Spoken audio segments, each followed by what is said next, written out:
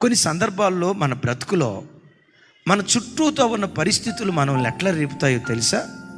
ఎంతకాలం నువ్వు కష్టపడ్డా నీ అప్పుల బాధ తీరదు, నీ డబ్బంతా వడ్డీకే కట్టాలి.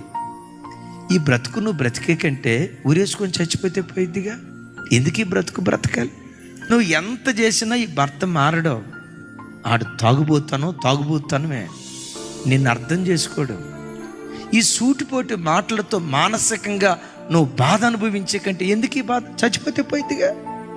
కొన్నిసార్లు శరీరంలో కుదర్చజాలని రోగం, ఎందుకు ఈ బ్రతుకుతో?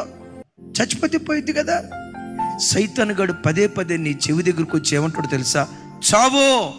చావో, ఎంత కష్టపడినా నీ బ్రతికింతే, ఎంత ఏడ్చినా నీ బ్రతికింతే, ఎంత ఉపవాసాలు ఉన్నా దేవుడు అని దేవుని దగ్గరికి నీకు పరిగెత్తినా నీ బ్రతుకు మారదు. జీవితం అంతా